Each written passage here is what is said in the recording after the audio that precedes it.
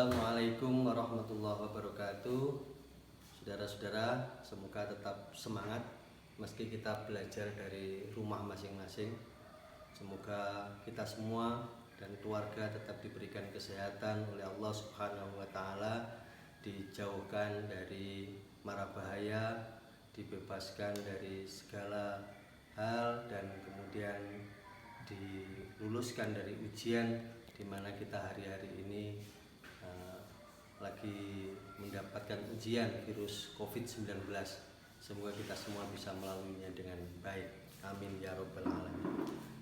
Tema hari ini yang kita bahas adalah bagaimana kita menjadi wirausahawan sukses. Ini yang kemarin sudah kita mulai dengan beberapa hal. Yang ini kemudian kita fokus kepada bagaimana kita menjadi seorang wirausahawan yang mampu melewati segala rintangan, mampu memenangkan persaingan, dan mampu mengembangkan usaha ini sampai waktu yang tidak bisa kita tentukan. Kalau kita ingin jadi wirausahawan sukses, maka salah satu kunci yang pokok adalah kita harus menjadi yang terdepan. Yang menjadi yang terdepan itu artinya apa? Kita harus selangkah lebih maju daripada yang lain. Jadi berpikirlah ketika orang lain lagi melamun, bangunlah ketika orang lain lagi tidur, berjalanlah ketika orang lain berpikir, berlarilah ketika orang lain lagi berjalan. Artinya apa? Bahwa kita tidak boleh di dalam satu barisan, tetapi kita harus lebih depan. Kita harus menjadi barisan yang terdepan di antara barisan-barisan yang lain. Menurut Dahlan Iskan itu, orang itu kalau ingin jadi yang terdepan maka syaratnya ada 3. Yang pertama, jadilah pelopor. Yang kedua, untuk bisa jadi pelopor maka orang itu harus kreatif dan inovatif, tetapi ini juga harus konsisten. Usaha itu harus dilakukan. Nah, sekarang kita coba kupas satu-satu.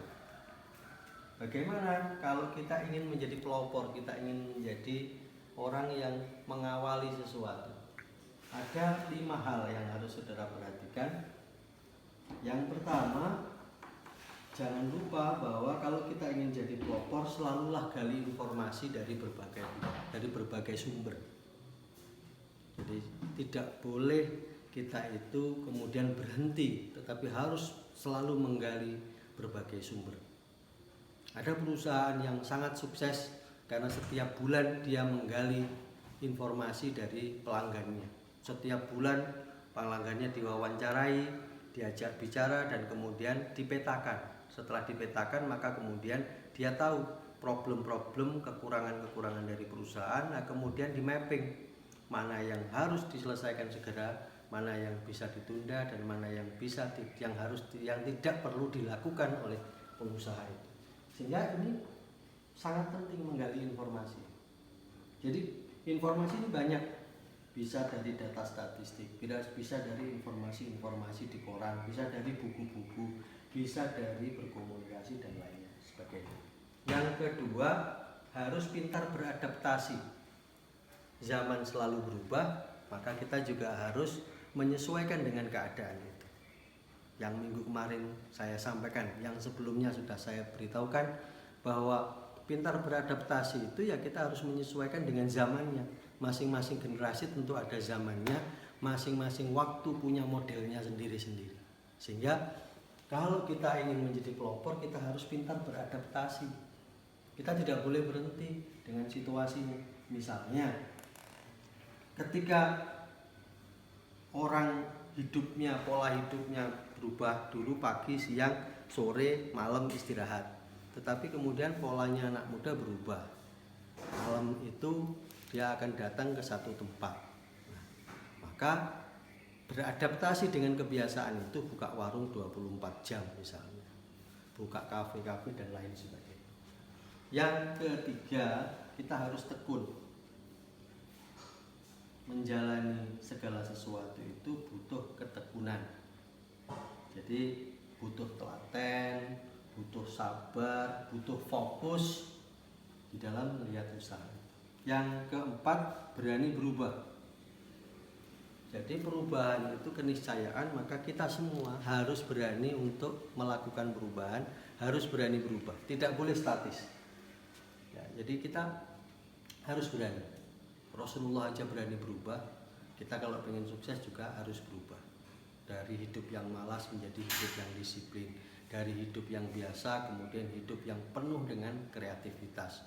Dari kebiasaan tidur pagi misalnya dirubah menjadi pagi itu berpikir, bekerja dan lain sebagainya. Nah, kemudian yang kelima adalah pengembangan yang berkelanjutan.